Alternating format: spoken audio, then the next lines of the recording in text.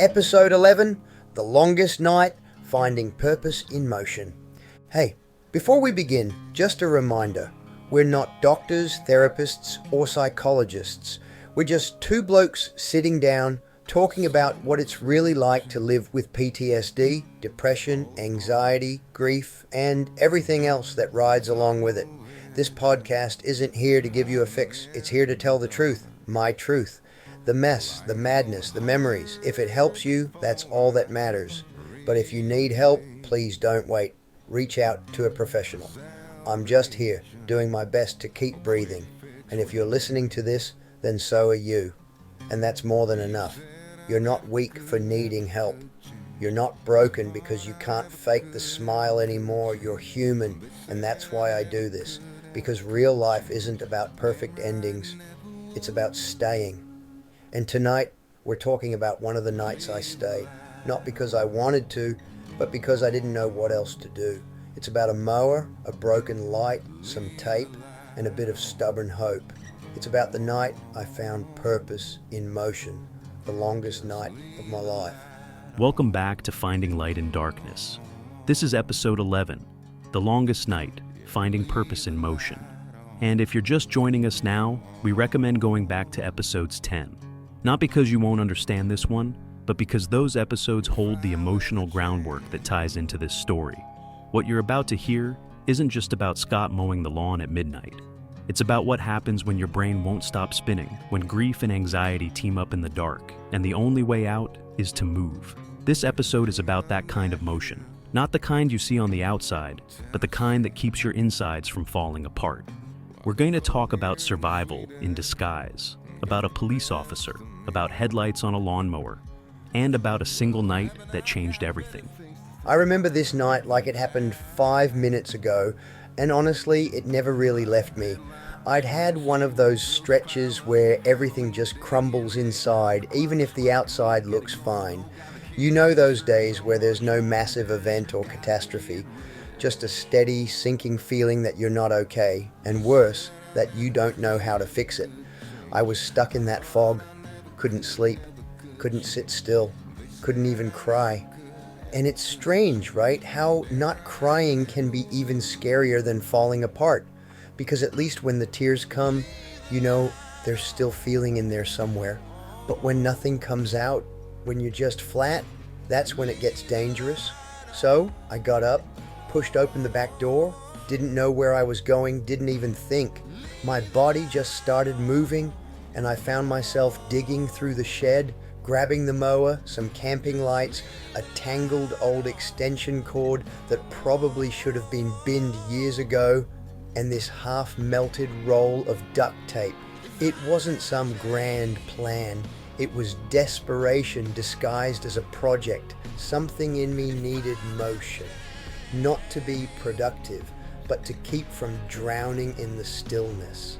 And I don't know why it had to be the mower. Maybe because it was noisy. Maybe because it gave me a job to do that didn't require thinking. But I remember holding that roll of tape and thinking, if I can just get through this night without falling apart, maybe I'll be okay tomorrow. And that right there is what hits me every time we talk about these moments, mate. Because it's never about the thing you're doing. It's about the thing you're avoiding. You weren't mowing the lawn. You were mowing through your own panic. You were trying to give your hands something to do so your heart didn't explode from holding too much. And it's amazing how your brain knew that instinctively. You didn't need a therapist or a journal in that moment. You needed movement. You needed noise. You needed that roar of the engine to be louder than the roar in your chest. Exactly. It wasn't even about finishing the job. I didn't care if the lawn looked good.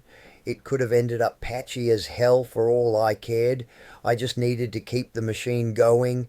The moment the mower fired up and those lights flicked on, even though they were barely bright enough to see 5 feet ahead, I felt this strange sense of relief. Not peace, not joy, just relief. Like I'd found something that could hold me for a bit, something I could grip onto. I wasn't solving anything, but I wasn't spiraling either. And that felt like a win, even if it was temporary. And sometimes, mate, that's all we've got. temporary wins. People think healing means crossing some finish line, but for those of us who've lived with anxiety, PTSD, depression, we know the truth. Healing is a loop, a spiral, a broken road that sometimes leads back to where we started. So when something breaks the cycle, even just for an hour, that's sacred, that's survival. And the thing is, you didn't wait for permission. You didn't wait for some expert to tell you, hey, it's okay to tape lights to your mower and go for a late-night lawn run. You just did it, because deep down, you knew stillness was more dangerous than the cold or the weird looks from the neighbors. Yeah, and I reckon that's a big part of why so many of us suffer quietly, because we keep waiting for the right way to cope. We think it has to look clean or spiritual or clinical, but that night it was bloody freezing. I was standing out there in old boots and a hoodie, wrestling with a mower and torch batteries like I was MacGyver, but it worked because the chaos matched my internal chaos.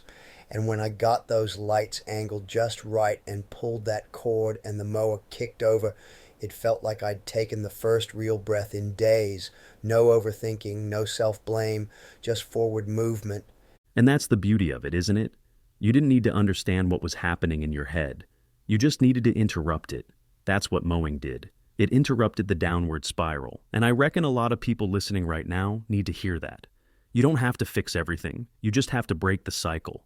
And if breaking the cycle means mowing the lawn at midnight with dodgy zip ties and hope, then so be it. Mate, I mowed that lawn like I was trying to rescue myself. I did laps that made no sense, over patches I'd already cut. I went up and down, side to side, even out onto the footpath and back. I needed more ground to cover. I needed more noise. I needed more time. I wasn't trying to tidy up the yard. I was trying to outpace my own breakdown. And somehow, for those few hours, it worked. It's funny looking back now how something so simple, mowing, became something so loaded. I'd been mowing since I was a kid. Back then it was just a chore, something you got yelled at for not doing right. But that night, it was a lifeline. I'd never seen a lawn like that before, not in patches of grass, but in patches of pain. Each line I cut through the yard felt like I was trying to slice through the fog in my head. And there was something about that hum of the engine, constant, raw, unrelenting, that kept me grounded. It was like if I could keep that mower moving, I wouldn't fall apart. And I think in a way I needed something that didn't need me to think, something that didn't talk back, didn't ask questions, didn't judge, just something that moved forward when I pushed it. It's like your brain found its own form of meditation. Not the peaceful, legs crossed, incense-burning kind, but the kind where motion becomes your mantra. And I reckon that's more relatable to a lot of people than they realize. Because when you're in the thick of it, when the darkness starts to close in, you don't need serenity. You need survival. You need something that drowns out the noise, something that pulls you into the moment whether you want to be there or not. And that mower, that was your anchor. Yeah, and the bloody cold actually helped. Like I could feel it in my bones, but that meant I was here. Still alive? I remember my hands freezing on the handle, the tape on the light starting to peel because of the vibrations, and that little glow pushing through the dark like I was cutting into another dimension. I even laughed at one point, just this weird, shaky laugh, because it all looked so ridiculous. But I needed ridiculous. I needed that absurdity. It made me feel like I still had some kind of grip on reality. Like, yeah, I might be falling apart inside, but at least I'm falling apart with a mower and not in bed with my thoughts. And that's huge, because so many people, myself included, have had those nights where the thoughts win, where you don't get out of bed, where the silence becomes this echo chamber for every regret and fear you've ever had. But you broke the loop. You got up. You got outside. You did something that gave you motion when everything in you wanted to shut down. That's resilience, and people don't celebrate that kind of strength enough. Exactly. No one claps for mowing at midnight. No one gives you a medal for choosing to move instead of melt. But maybe they should, because for me that night was a turning point. I didn't realize it at the time. I just knew I couldn't sit still anymore. But now, looking back, I see it for what it was. It wasn't just about the mower or the lights. It was about me refusing to go under, even if I had to tape the bloody headlights together to do it. And there's something poetic about that, isn't there? That it wasn't some fancy tool or big revelation that helped you. It was a beat-up mower, some old tape, and the determination to move. It shows that healing doesn't need to be pretty. It just needs to be real. And your story? It's as real as it gets. It really is. And that's what I want people listening to understand. Your rescue mission doesn't have to make sense to anyone else. It doesn't have to be tidy or Instagram worthy. It can be muddy boots, a flickering torch, and engine fumes in the cold night air. If it gets you through, it matters. That night, I didn't save the lawn. I saved me. And that's more than enough. Around 11:45 p.m., I remember the time exactly because it startled me. I saw these headlights pull up real slow near the front of the house, and I knew. Someone had called it in. Someone thought I was out there losing it, disturbing the peace, mowing the lawn like a lunatic at midnight, and part of me couldn't blame them. I mean, it looked mad, but I wasn't angry. I just turned the mower off and stood there, hands on the handle, engine ticking as it cooled, heart pounding in my chest like I'd just been caught doing something illegal. Not from guilt, from exposure. There's something terrifying about being seen when you're in survival mode. I didn't want to explain myself. I didn't have the words. I just braced for judgment. And that right there, that moment of being seen when you're raw, when you're not okay, that's the part most people don't talk about. It's not just fear of being in trouble. It's fear of being misunderstood, of someone looking at your pain and labeling it as crazy. And that fear can keep people silent for years. But you didn't run. You didn't shut down. You stayed standing, even when it would have been easier to retreat. That says something. Yeah. And then the officer got out. Mid-30s, clean uniform, torch in hand, but he didn't come charging in like I expected. He approached calmly, respectfully, and just said, "Evening, mate, everything okay?" And it was that simple question, said with no aggression, no suspicion, that cracked something open in me. I thought about lying, about brushing it off. Yeah, couldn't sleep, just finishing the lawn. But instead, I said something I hadn't said out loud in a long time. I said, "Nah, to be honest, I'm not doing great." And that was it, just those few words. But they came from a place I hadn't touched in a while. The truth. That takes guts, mate. Real guts. Because you didn't owe him an explanation. You could have played it off, shrugged, gone back to mowing. But you let that mask drop, even just a little. And in doing that, you gave yourself permission to be human. That's not weak. That's strength. What happened next still surprises me. He didn't flinch. He didn't look uncomfortable. He just nodded and said, "You want to talk about it?" And that simple offer, not pushy, not forced, felt like someone handing me a rope while I was drifting. I nodded. He gave his kid a quiet nod, told him to go wait in the car, and then we sat, two strangers, one broken bloke and one copper, on the tailgate of his four-wheel drive, just talking, not therapy, not advice, just talking. And I told him bits and pieces that I was struggling, that I'd lost someone, that sometimes staying alive felt like a job I wasn't qualified for anymore. And he listened? Yeah, fully, quietly. He didn't jump in with fixes, he just held space. And then he shared a bit himself, said his son had been having a tough time too. Didn't go into the details, but I saw it in his face. That weariness, that helplessness, that ache of watching someone you love hurt and not knowing how to make it better. We weren't strangers anymore in that moment. We were just two blokes sitting in the middle of the night, trading pain like old war stories. And I'll never forget that. It's amazing, isn't it? How the deepest connections can happen in the quietest places. No fanfare, no expectations. Just honesty meeting honesty. And sometimes that's all it takes. One person not running when they see your broken bits. Exactly. He didn't label me, didn't try to wrap me in a protocol or a checklist. He just saw me. And I reckon in that moment, being seen saved me. Not because he fixed anything, but because he didn't flinch. He stayed. When he left, I didn't move for a while. I just stood there, hands hanging by my sides, lawn half done, headlights flickering weakly on the mower. The cold had crept under my hoodie and into my bones, but I barely felt it. The weird thing was that I wasn't scared anymore. I wasn't spiraling. I was still, not numb still, present still. I was just there, standing in the wreckage of everything I'd been feeling and somehow not sinking. The sky was starting to shift. Not full daylight, but that gray smudge on the horizon that says, morning is coming whether you're ready or not. And I realized in that moment I'd made it through. Not fixed, not healed, but through. And for someone like me, that's massive. That's everything. That stillness after chaos. There's nothing like it, is there?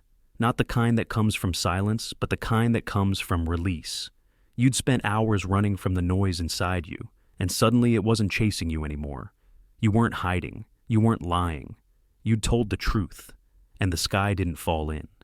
That kind of stillness feels sacred, like standing in the middle of a battlefield after the last cannon has fired and realizing you're still breathing. That's exactly how it felt. And I remember thinking, maybe I don't need to be okay right now. Maybe it's enough that I kept moving. Maybe surviving this night, just this one, means I can survive the next one too. I looked down at my hands, still shaking slightly, still covered in dirt and sweat, and I thought, this is what staying alive looks like. It's not clean, it's not poetic, it's messy and cold and exhausting, but it's real. And in that moment, real was enough. It's powerful, mate, because we're so often taught that healing should look like clarity, like a breakthrough. But more often than not, it just looks like not giving up. It's standing on your back lawn at 3 a.m., staring at a flickering headlight and saying, okay, I'm still here. That's not weakness, that's survival in its rawest form. And it was the first time in a long time I felt like I wasn't pretending. That night, everything was exposed. My pain, my panic, my mess. And no one ran. Not the cop, not me. That honesty, it didn't fix me, but it anchored me. It reminded me I could still show up for my own life, even if it didn't feel like mine anymore. And for the first time in ages, I didn't feel ashamed of how I was coping, because I was coping in my own way. And that's such an important message, especially for people listening who think their way of coping isn't valid, that if they're not journaling or meditating or following some 5-step guide, they're failing. But what you're saying is, if what you're doing keeps you here, it counts. If it gets you to tomorrow, it matters. Absolutely. I think we spend so much time apologizing for our survival methods, for not looking like the picture of recovery. But there's no picture, there's no blueprint, just what works. That night, a mower and some lights and a conversation with a stranger held me together. And I'll never be ashamed of that, because that night gave me something I hadn't felt in a long time. The tiniest bit of hope. Hope doesn't always come in grand gestures. Sometimes it arrives wrapped in sweat, grass stains, and flickering torchlight, and you don't even realize it's hope until later, when you look back and realize you kept going. That's the part that got me. I didn't plan for hope. I wasn't chasing light. I just didn't want to fall apart. But in the act of moving, of staying upright, of choosing anything over stillness, I made room for that flicker to sneak in. And that flicker's what I held on to in the days after. Not because it was strong, but because it was mine. The next day, mate, it hit me like a truck. People don't talk enough about the after part. The emotional hangover that comes from letting go for even a second. I woke up late, sore all over, like I'd run a marathon. But it wasn't physical. It was emotional. I was drained, wiped, like every part of me had been wrung out and left on the line. And my first thought wasn't, I'm proud of myself. It was that real? Did I actually do that? And then the doubts crept in. What if I looked crazy? What if I scared the neighbors? What if that cop judged me later and didn't say it? All those little shame thoughts creeping in, trying to undo what that night gave me. And that's the trap, isn't it? The brain doesn't always let the win stick. You have a breakthrough, then it starts poking holes in it. You start wondering if it was a fluke, or worse, if you should have just stayed inside and kept quiet. And that kind of mental self-sabotage, it's brutal because it steals the light before it even has time to warm you. Exactly, but something in me, maybe it was stubbornness, maybe it was that tiny flicker of hope, said, Nah, let's do something. So I didn't get up and fix the world. I didn't meditate or clean the whole house. I just started small. I set a timer on my phone to eat breakfast, just one toast, nothing fancy. Then I did a load of washing, just one. Then I opened the front curtain, not even the window, just let the light in, and I swear that little beam of sunlight hitting the floor felt like a bloody miracle, like proof the world hadn't stopped, like proof I hadn't stopped. And those moments, they're sacred, mate. People overlook them because they're not dramatic. But that's where healing actually begins. Not with big declarations or giant leaps, but with toast and laundry and sunlight. And I love that you didn't force it. You didn't demand transformation. You just did what you could with what you had. That's grace. I even messaged someone I hadn't spoken to in years, just said, "Hey, thinking of you. Hope you're okay." Didn't expect a reply. Still haven't gotten one. But it wasn't about that. It was about opening something. About not letting my world stay shut. Because I'd spent years doing that. Shutting doors, burning bridges, staying in my cave. That one message was me cracking a window, letting air in. That's courage, mate. That's vulnerability. And I think what people forget is that kind of bravery takes more effort than any performance. More than smiling in public or pretending everything's fine. Because it comes from truth. Raw, unfiltered, gut-deep truth. And it's in those tiny actions, eating, washing, messaging someone, that we start to remember who we are underneath the pain. Yeah, and I started to notice little things shifting, not instantly, not clearly, but slowly. I'd brush my teeth and realize it felt less heavy. I'd stand on the porch with a coffee and not feel like the world was pressing down as hard, still anxious, still tired, still grieving, but less smothered. And that's what this episode is really about. Not the night on the mower, not even the cop. It's about the slow climb, the quiet bravery, the hours no one claps for, the days where just staying counts. Because that's what most of us are doing, isn't it? We're not chasing dreams right now. We're just trying to stay. And it's not glamorous. It's not inspirational in the social media sense. But it's real. It's gritty. And it's what keeps people here. The ones who get up when there's nothing pulling them. The ones who reach out even when silence feels safer. That's strength. That's survival. And I want to say this now to anyone listening who thinks their efforts don't count. They do. I see you. If you brushed your hair today, that counts. If you opened the door, even for 5 seconds, that matters. If you made it to the letterbox or turned on the kettle or replied to one message, that's proof you're fighting. Don't let the world's expectations drown out your victories. Your version of healing is valid. Your version of movement is enough. There's a moment that stands out for me from those days after. I'd just finished brushing my teeth. Doesn't sound like much, but when you're in the fog, even that feels like you've climbed Everest. And I caught my reflection in the mirror, and it stopped me cold. Not because I looked terrible or anything, though I didn't look crash hot, but because I didn't recognize the guy staring back at me.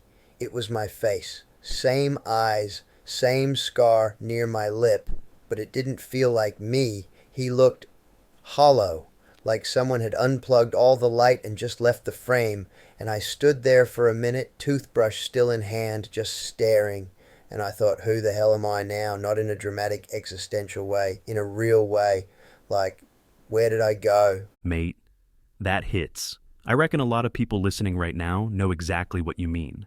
It's not about vanity, it's about identity. When you've been in survival mode for so long, masking, performing, getting through the day, you lose track of who you are without the effort. You look in the mirror and see a version of yourself that's all scaffolding, all structure, no soul, and that disconnection, it's terrifying because it makes you wonder if you'll ever find your way back. Yeah. And it wasn't the first time I'd felt that, but it was the first time I acknowledged it. Because before that, I'd been too busy hiding from others, from myself. But that night, after the mower, after the silence, I had no energy left to pretend. So when I looked in the mirror and saw that stranger, I didn't look away. I just stood there and it broke me a little, but not in a bad way. It broke the mask, the one I'd been wearing for years, the I'm fine mask, the just coping mask, the nothing to see here mask. And I realized how heavy that bloody thing had become. That mask. It becomes a second skin, doesn't it? At first, it's just a tool, a way to get through work, social stuff, the shops. But over time, it fuses to your face, and eventually, you forget how to take it off. You become the version of yourself that other people are comfortable with, the one who says, yeah, all good when your chest is caving in, the one who smiles when your world's on fire. And the scariest part? No one notices, because you're good at it.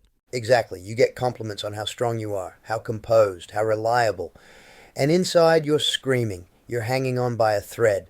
But the show must go on, right? You go to work, you answer messages, you wave to the neighbor, and every interaction adds another layer to the disguise until you can't even tell where the performance ends and the real you begins. That's where I was, and standing there in front of the mirror, I finally let the mask slide off, just for a second, just long enough to admit, I don't know who I am anymore, but I want to find out. And that, mate, that moment of honesty with yourself is where the real healing begins. Because healing isn't about fixing the outside. It's about reclaiming what's underneath. The parts you buried to survive, the parts that went quiet because no one ever listened. And you don't find those parts by pushing harder.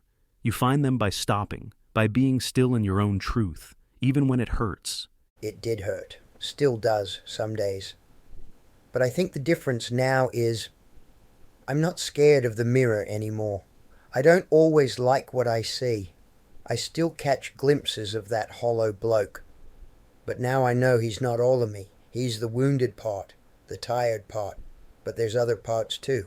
The part that laughs with my grandkids. The part that gets excited about a fresh coffee blend. The part that shows up here every episode, telling the truth. And that's what I'm building from now. Those parts, one slow, honest step at a time. And I think what you've just shared is going to hit people hard, in a good way. Because so many folks feel like they're faking their lives, like they're actors in their own homes, their own friendships, their own bodies. And hearing you say, yeah, me too, gives them permission to stop pretending, to look in the mirror and not turn away. That's powerful, Scott. That's healing, even when it's hard. It is hard, but it's real, and I'd rather live in hard truth than die in easy lies, because at least with the truth, even the ugly parts, you've got a foundation, and that's what this segment is, a foundation. For the rest of the story, for the rest of the healing, for the bloke I'm still trying to become. One thing that shook me after that night, once the adrenaline wore off and the mirror moment had passed, was realizing that the world around me hadn't changed. The dishes were still in the sink, the bills were still on the bench, the phone still buzzed with messages I didn't want to answer. Everything looked the same, but I wasn't the same, and that created this strange tension inside me, like I was walking around inside someone else's life wearing my own skin, and it was tight. It didn't fit. I didn't want to go back to how things were, but I didn't know how to live in this new honesty either. That's the part no one prepares you for. When the mask comes off and you finally start telling the truth, not just to others, but to yourself, it doesn't magically fix anything. The world doesn't suddenly adapt to your healing. You're still surrounded by the same pressure, the same triggers. But now you feel exposed, raw. It's like learning to walk barefoot after years in steel boots. Everything feels sharp. Yeah, exactly. It's like my skin was thinner, my nerves were louder. I wasn't just carrying grief and anxiety anymore. I was carrying awareness. And that's a heavier load than people think. Because once you see what's really going on inside you, you can't unsee it. You can't pretend that I'm fine cuts it anymore. And you start noticing things. The way your shoulders tense when someone says, "You okay?" The way your heart rate spikes in the supermarket for no reason. The way you suddenly get choked up over an ad with a bloody puppy. It all comes flooding in, and part of you thinks, is this what healing feels like? Or am I just falling apart slower? That's such an honest question, mate. Because healing doesn't always feel good. Sometimes it feels like grief with its shoes off. It's quieter, sure, but it's still heavy. And I think what you're describing is the shift from surviving unconsciously to surviving deliberately. And that shift hurts, because now you know what's happening. Now you're watching yourself in real time. And that awareness feels like exposure. And I had to learn that awareness wasn't the enemy. It was actually the beginning of agency. Once I knew what was going on, once I stopped pretending and started listening, I could actually choose what to do next. Not react, choose. And that was new for me. So I started experimenting with tiny choices. When the anxiety hit, instead of numbing out, I'd write something down. Just a line or two. When the grief rolled in, I'd sit with it, not fix it, just sit. Let it wash over me without drowning. And the more I did that, the more I realized I wasn't just surviving anymore. I was living, wobbly, messy, but real. And that's the point, isn't it? Real doesn't have to mean perfect. It just has to mean present. You don't need a polished recovery story to have value. You just need to be in it, breathing, choosing again, and again. And I think what you're showing people here, through your story, is that the goal isn't to go back to who you were. It's to become someone new with the pieces that survived. That line gets me every time. Becoming someone new with the pieces that survived. Because for a long time, I kept trying to glue the old version of me back together. I thought if I could just be who I was before the trauma, before the grief, before the diagnosis, then everything would make sense again. But that version of me is gone. And now I'm learning to build something new. Someone who doesn't hide. Someone who doesn't apologize for feeling. Someone who tells the truth, even when his voice shakes. And it's slow work. Some days I still fall back into the old patterns. But now I catch it, I notice, and that's the difference. That's growth, mate. Not perfection, not getting it right every time, but noticing when you slip and choosing again. That's what people need to hear, that it's not about never spiraling. It's about spiraling with awareness, about bringing yourself back without shame. That's real mental health work, and it's bloody hard. But you're doing it. Yeah, and the more I talk about it, the less alone I feel in it, which is why I keep showing up for this podcast. Because if I don't say this stuff out loud, it festers, it twists into shame. But when I speak it, even if it's just into a mic, even if I never see the people listening, it loosens its grip. And I hope it does the same for someone else. Because none of us should have to carry this alone. Not anymore. You know what no one tells you about grief? That it doesn't clock off. It doesn't take a break when things are going okay. It doesn't vanish when you laugh or when the sun's out or when you finally manage a good day. It stays. It rides with you every bloody day, and not always in loud, overwhelming ways. Sometimes it's soft, quiet, like background music you can't quite shut off. I could be mid-convo making coffee or watching something on telly, and then, out of nowhere, bang, a smell, a sound, a line someone says, and I'm back there. Not physically, but emotionally. Right in the middle of loss again. That's the thing about grief. People think it's loud all the time, but the hardest parts, they're often the quiet ones, the stillness, the empty seat, the cup that doesn't get used anymore, and the world keeps spinning. People go back to work, they forget to check in, and you're still standing there, holding ashes, trying to figure out how to keep living with a hole in your chest that no one else can see. Yeah, and I used to beat myself up about it. I'd have a good day, genuinely good, and then suddenly I'd be floored by a wave of sadness. And I'd think, what the hell is wrong with me? Why can't I just be okay? Why does she still live in every corner of my mind?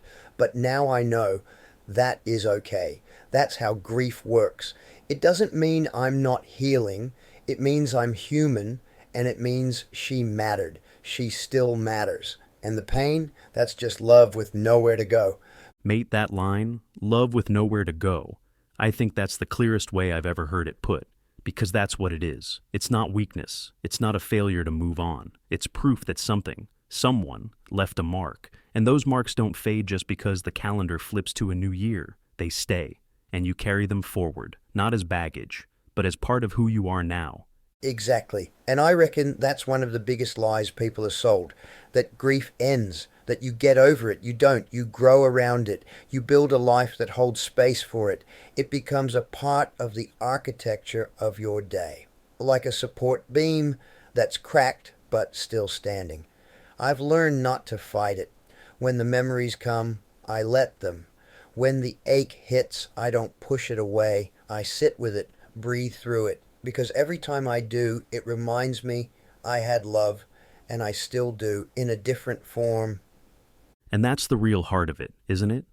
That grief isn't the opposite of healing. It's a part of it. Because it keeps you connected. It keeps you honest.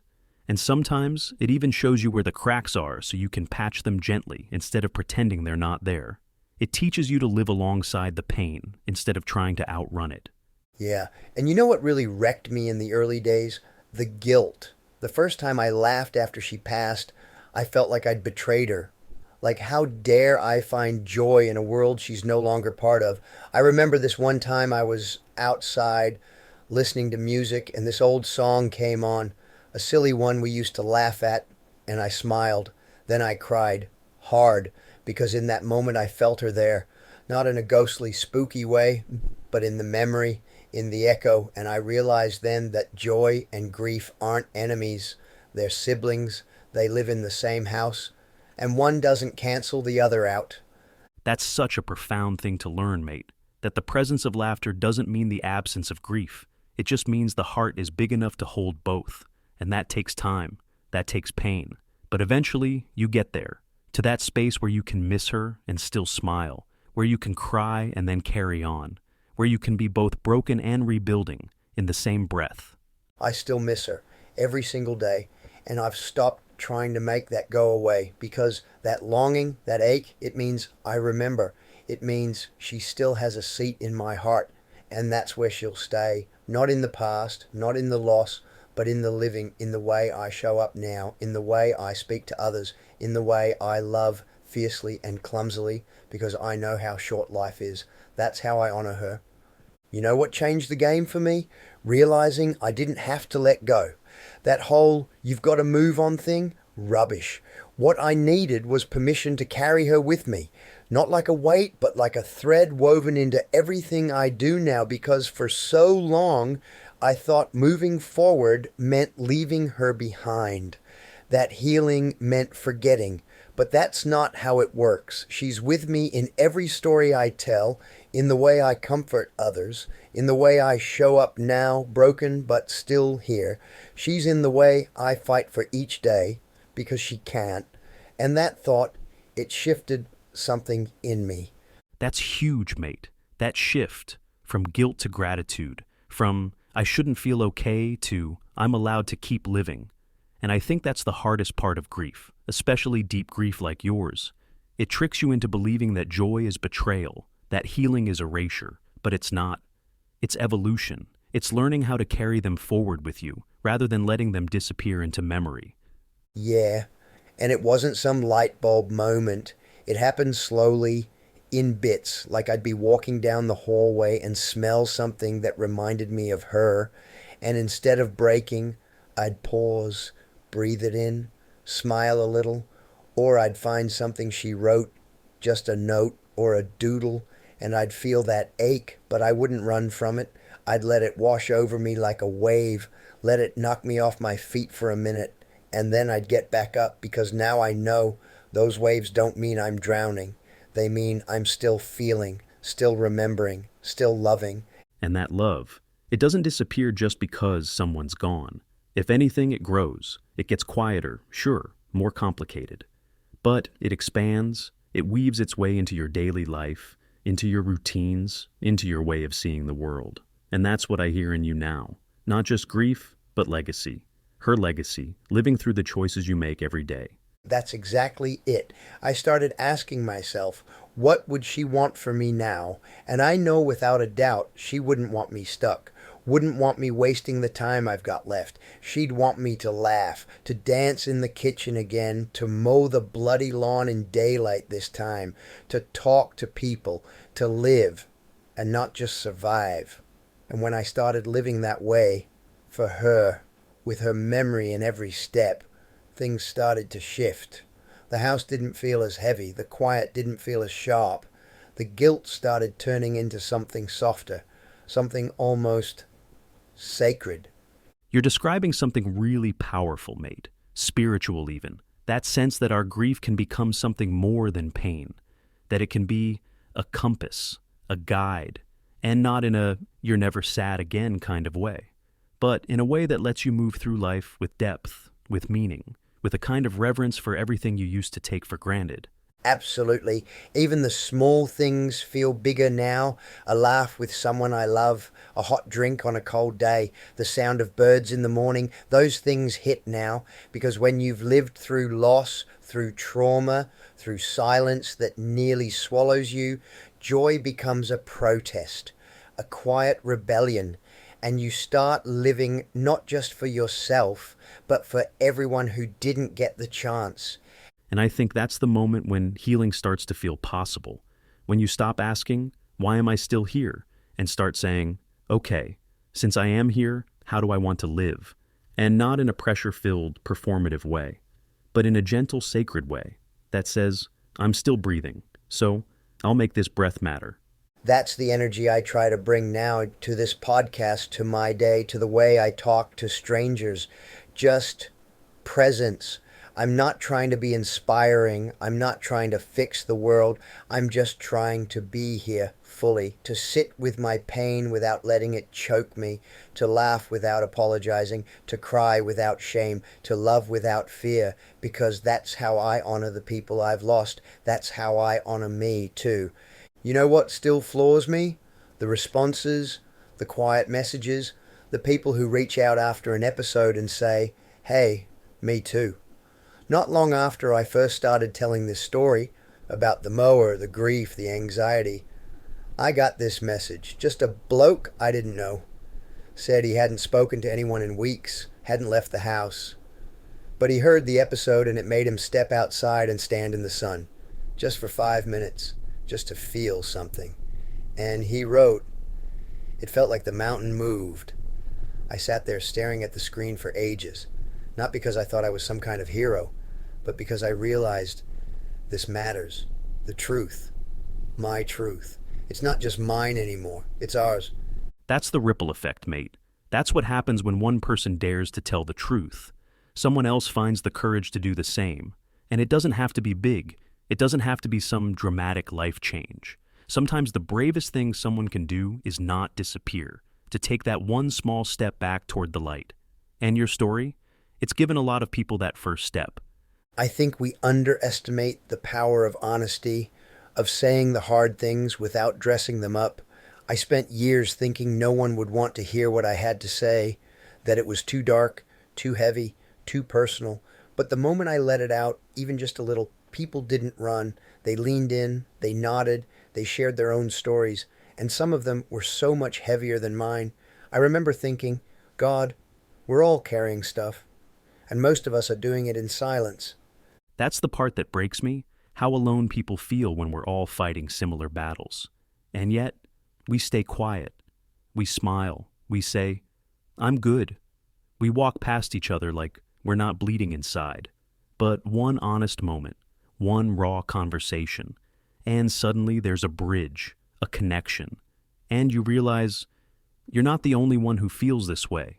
Yeah, and it's not just the strangers. It's the people from my past too, mates I hadn't heard from in years, old friends, people I thought had forgotten me. They started popping up, messaging me, saying, I didn't know you were going through all that, but I get it now. And part of me wanted to scream, where were you then?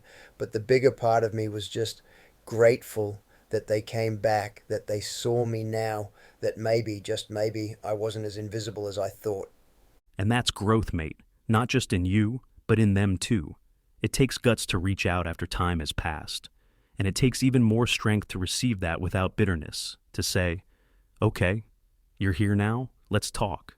That's how the world starts to heal, not through perfect timing, but through real reconnection.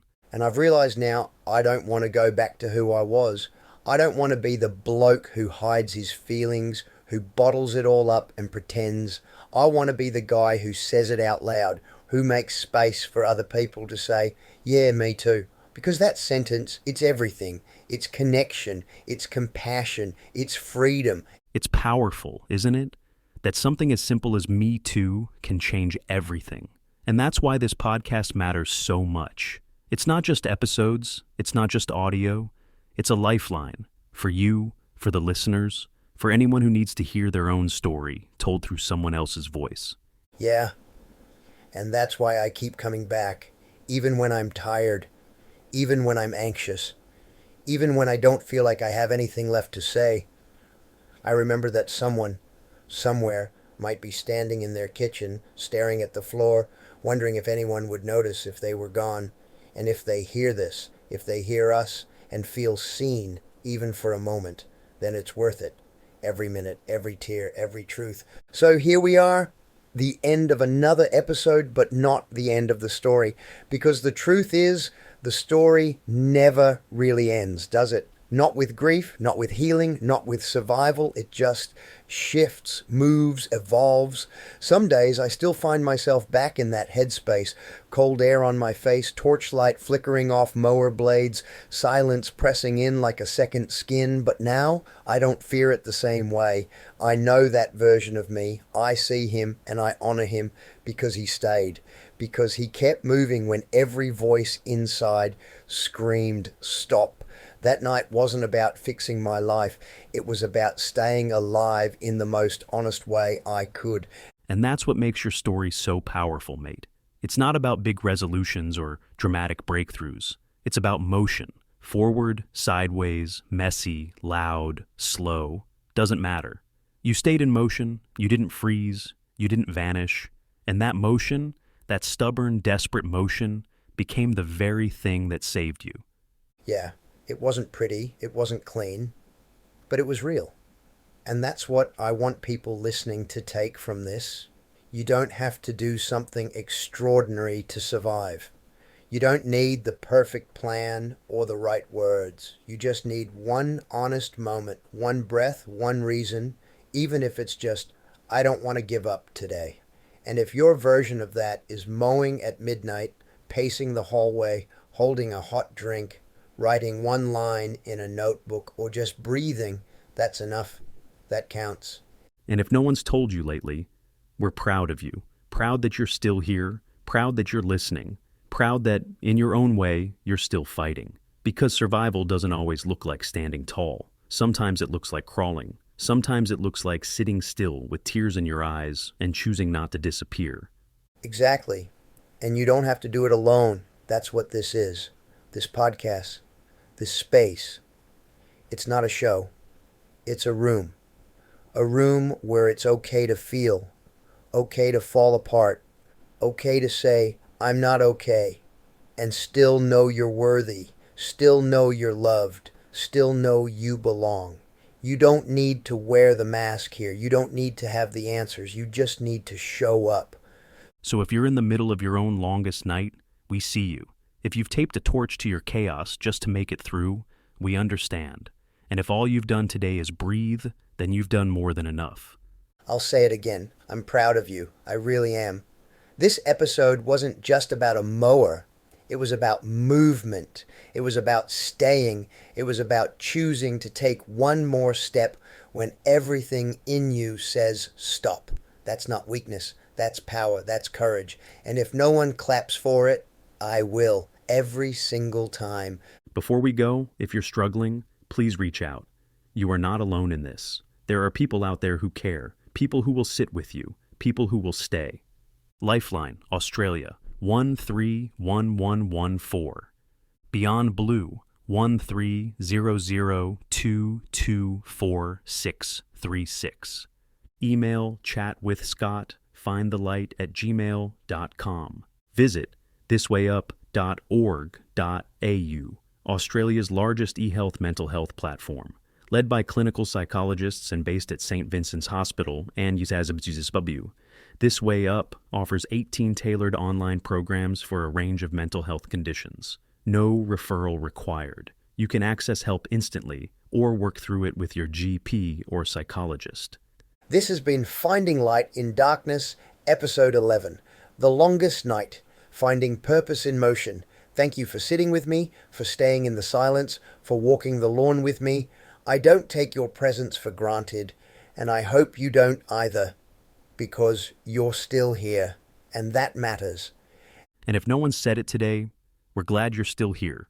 We'll see you next time. Until then, keep breathing, keep showing up, and keep finding light, even if it's just a flicker in the dark.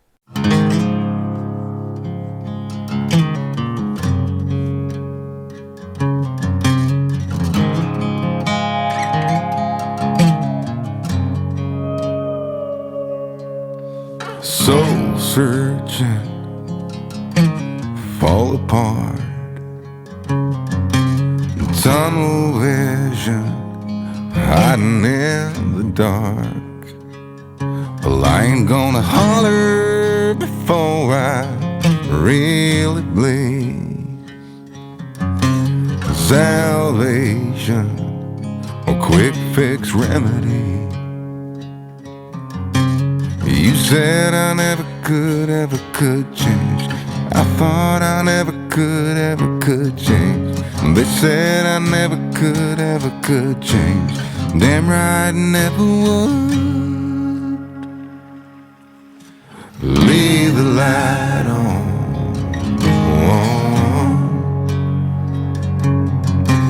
Leave the light on.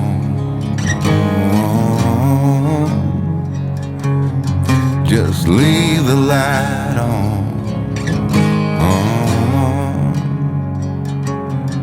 Yeah, leave the light on.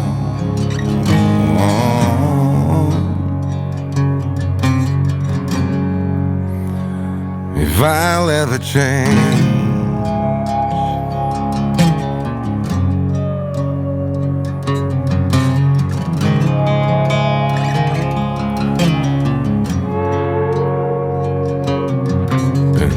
of Nashville, Tennessee, while the cold here in Sweden got the best of me. Well, haven't I got better things to think about than that? Like deadlines, rent's due, bills pile up, family day in, day out, the clock's mocking me, getting old, oh God, the kids deserve so much more than this, gotta get rich. You said I never could change. I thought I never could change. They said I never